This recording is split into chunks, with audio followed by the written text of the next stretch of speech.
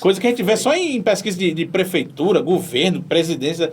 É verdade. A OAB É verdade. tem pesquisa falsificada. Eu fiquei, Marcos, assustadíssimo com isso. Porque eu nunca imaginei que a gente ia chegar nesse ponto, sabe? Nunca imaginei. Para mim, foi uma surpresa e eu lhe digo que eu demorei muito a digerir essa situação. Uma pesquisa desse tipo de natureza e ainda mais com a intenção clara. Isso para mim foi um sinal muito grande, um sinal de que a nossa candidatura e que o nosso movimento está incomodando muito, porque é uma tentativa de negar o nosso crescimento, é uma tentativa de nos anular, quando todo mundo que está por perto está sentindo o quanto a gente está crescendo, todo mundo que tem conhecimento de outras pesquisas sabe que isso não reflete a realidade nem de longe. Resultado: uma estratégia vil, uma estratégia perversa, uma estratégia amoral. E eu vou dizer para você uma coisa, eu não sei quem foi o autor disso, eu jamais faria juízo de valor, acusaria A ou B. Só posso dizer que do nosso grupo não partiu por óbvio, né? Porque foi uma pesquisa que... Botou o seu grupo não Isso. só em terceiro lugar, mas em terceiro lugar quase inexistindo. A ideia foi essa, tentar demonstrar que a gente estava fora da disputa, né? Quando, na verdade, a gente está cada vez mais dentro de um cenário que a gente está diminuindo os outros e tirando voto de todo lado, né, Marcos? Era uma pesquisa que trazia uma polarização entre o atual grupo, que rege a OAB, e o grupo da CIA, que já esteve diversas vezes aqui. Traremos, inclusive, o candidato da CIA, que é o Chico Lucas, o advogado doutor Chico Lucas, aqui. É uma pergunta que será feita a ele, claro que será, tanto a ele quanto ao doutor Sigifroy Moreno, que também estará aqui já na quinta-feira, falta confirmar só o dia do Chico Lucas. Mas, enfim, foi uma tentativa clara de polarizar entre o... E o senhor discorda que esse seja o cenário? Eu não só discordo, mas isso é um fato consumado.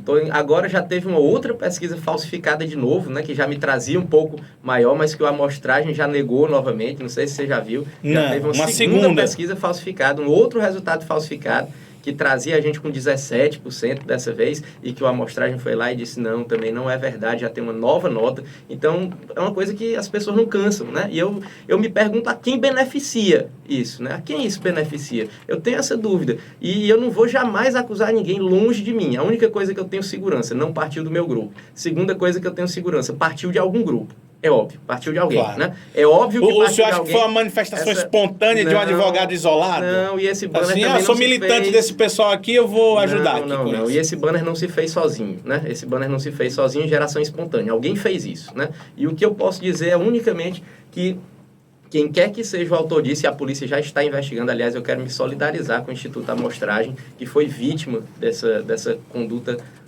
degradante, né? A polícia já está investigando e eu quero crer que isso vai ser desmascarado bem cedo, antes ainda do resultado das eleições. Isso vai ser desmascarado e vai ficar muito feio para alguém. Agora, o que eu quero dizer é o seguinte: quem se presta a esse tipo de coisa não tem envergadura moral sequer para exercer a advocacia, que dirá para pretender dirigir a Ordem dos Advogados do Brasil. Isso é uma coisa vil, é uma coisa fétida, é uma coisa pútrida. É algo que não pode e não deve jamais ser aceito por qualquer advogado. Quem tem honra, quem tem dignidade, não aceita esse tipo de coisa. E nós não vamos cair nessa. E os advogados que nos apoiam, todos sabem disso. A nossa força está aí no campo. Ninguém vai conseguir enfraquecer a gente com esse tipo de estratégia vil, com esse tipo de estratégia torpe. Nós não vamos nos render a esse tipo de estratégia e nós vamos demonstrar na militância, na batalha, no dia a dia, a força que o nosso grupo possui. Isso fala um pouquinho de proposta para a gente.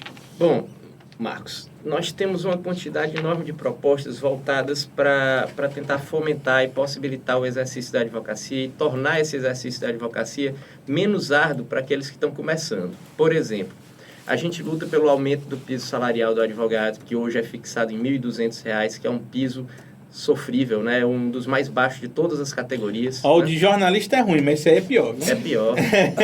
O dos motoristas de ônibus é melhor, o dos garis é melhor, todos os pisos são melhores, com todo respeito a todas as profissões, mas nós que pretendemos dirigir a OAB devemos lutar pelo advogado, né? Sem sombra de dúvida, pelas advogadas e pelos advogados. Segundo, esse piso, embora exista e seja fixado assim de forma tão degradante, ele sequer é fiscalizado. A gente não tem sequer uma campanha para divulgação desse piso e tem muito lugar aqui pagando menos do que o piso para o advogado contratado. Não, você está brincando. Juro. E o advogado que está me ouvindo aqui sabe disso. O advogado que está me ouvindo aqui, que trabalha em escritório ganhando menos de R$ 1.200, ele sabe disso. Né? E não é um, não é dois, não são três. A quantidade é enorme. E a OAB não fiscaliza. Não há fiscalização. Segundo, então é preciso, primeiro, aumentar o piso. Segundo, fiscalizar e garantir o efetivo cumprimento desse piso.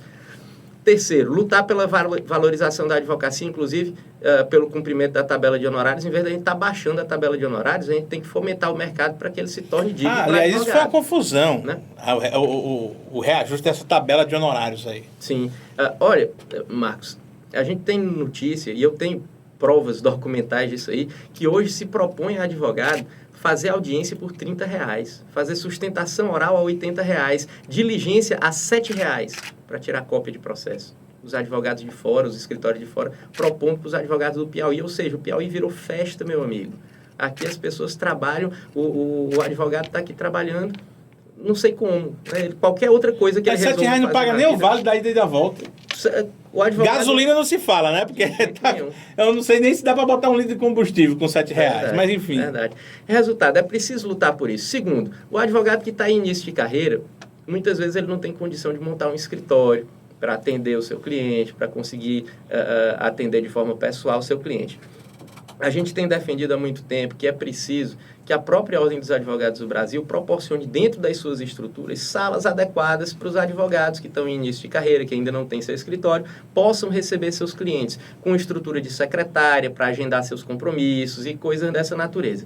O que aconteceu? Isso, estranhamente, agora, às vésperas da eleição, se inaugurou um prédio novo agora lá na OAB, um centro cultural, em que, para tentar anular esse tipo de proposta, colocaram 10 birozinhos para advogados que supostamente seria para esse fim.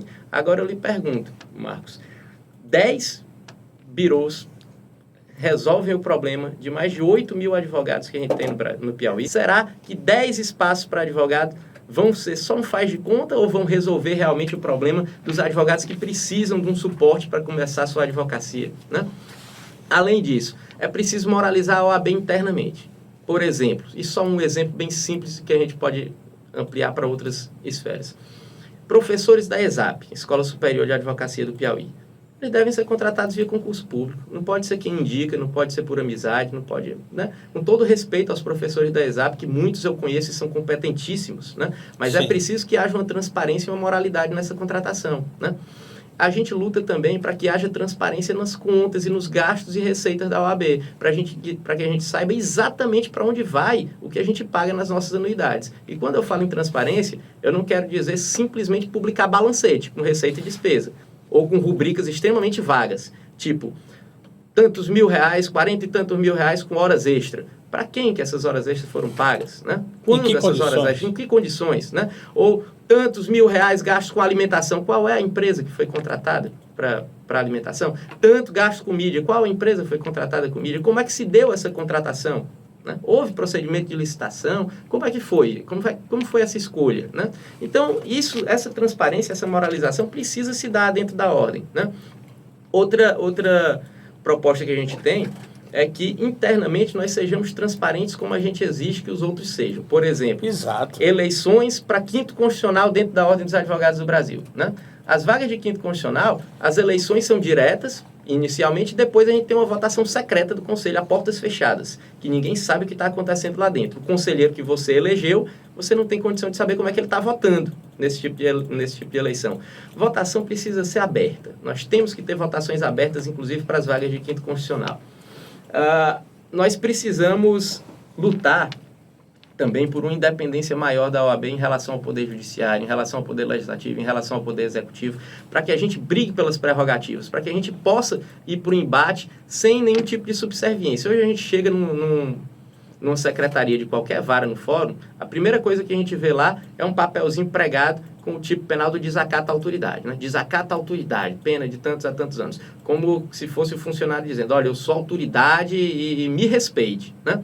A primeira coisa que eu acho que a gente devia fazer era colar lá em cada uma dessas secretarias o tipo penal da prevaricação também, para mostrar que a gente também merece respeito, meu amigo, que o funcionário tem que atender a gente dignamente, que o advogado tem suas prerrogativas e elas devem ser respeitadas, que a gente não pode ficar ali implorando para que encontrem um processo da gente que está perdido, que a gente fique implorando por uma certidão e tendo uma negativa de fornecer certidão para a gente. O advogado tem que ser tratado com dignidade e as prerrogativas dos advogados têm que ser respeitadas, doa a quem doer, sem subserviência. Sem subserviência.